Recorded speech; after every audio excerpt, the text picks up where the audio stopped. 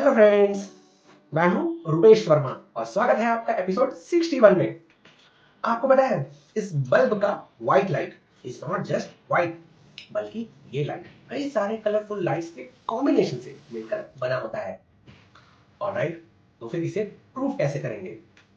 जब इस white light को आप एक ग्लास प्रिज्म के थ्रू पास कराते हो तो आपको खूबसूरत रंगों का एक स्पेक्ट्रम बनता हुआ दिखाई देता है, जिसमें broadly 7 colours violet, indigo, blue, green, yellow, orange और रेड को आप आइडेंटिफाई कर सकते हो। इस ऑप्टिकल फिनोमेना को डिस्पर्जन ऑफ लाइट कहते हैं। And in the history of physics इस फिनोमेना को एक्सप्लेन कर पाना इतना आसान नहीं था।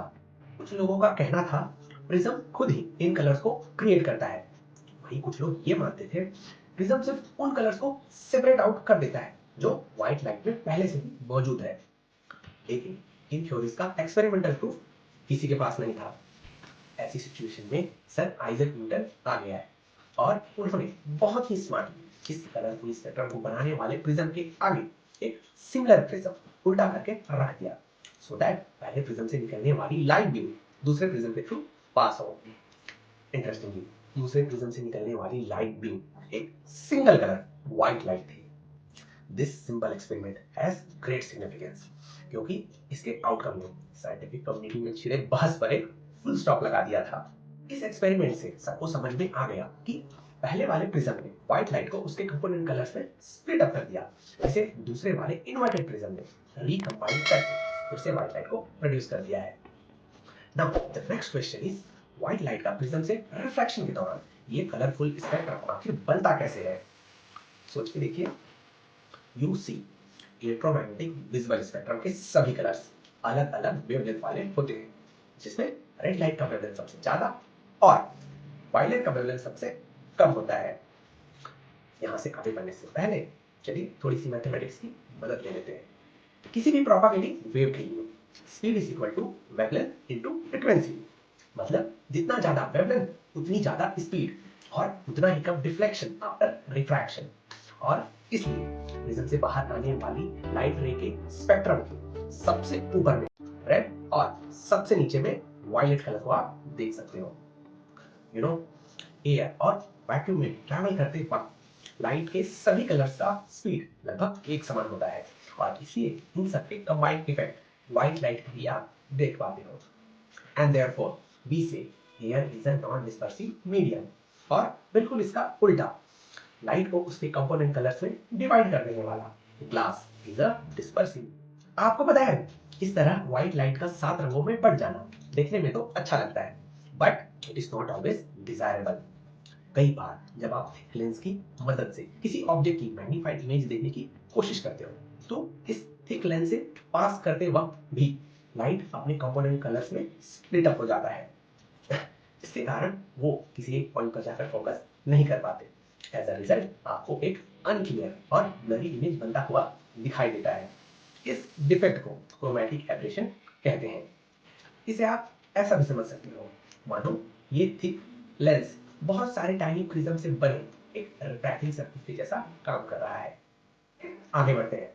आपने नोटिस किया होगा बारिश के बाद जब सूरज बिल्कुल आपके पीछे होता है और बारिश की बूंदें बिल्कुल आपके सामने, ऐसी कंडीशंस में आसमान में आपको एक खूबसूरत रंगमंच सजा हुआ दिखाई पड़ता है, जिसे हम रेनबो कहते हैं। यू कैन गेस इस रेनबो का फॉर्मेशन भी डिस्पर्जन ऑफ लाइट के कारण ही होता होगा, है ना? लेकिन कैसे, चलिए समझते हैं।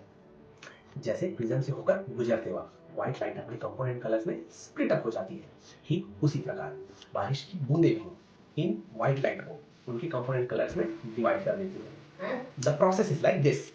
सबसे पहले सनलाइट रेन ड्रॉप के पहले सरफेस के कांटेक्ट में आकर 7 रंगों में स्प्लिट अप हो जाती है, जिनका दूसरे सरफेस में टोटल इंटरनल रिफ्लेक्शन होता है।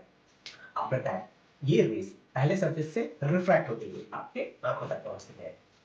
That way, rainbow formation is a 3-step process. पहला dispersion of light, दूसरा total internal reflection of light, और तीसरा water drop और air interface के बीच होने वाला refraction of light। इस occurrence को आप generalize भी कर सकते हो, मतलब जब कभी सनलाइट नीचे गिर रही बारिश की या किसी और पानी की बूंदों के कांटेक्ट में आए तो उनके कारण रेनबो फॉर्मेशन जरूर होगा। जैसे इस वाटरफॉल के पास और इस फाउंटेन के पास बनने वाले रेनबो का एग्जांपल ले लीजिए। They all follow the same 3 steps. इनके अलावा सीडीज और डीवीडीज जो मल्टी कलर शाइनिंग आप देखते हो, वो भी डिस्पर्जन ऑफ लाइट फिनोमेना का एक रियल वर्ल्ड एग्जांपल है।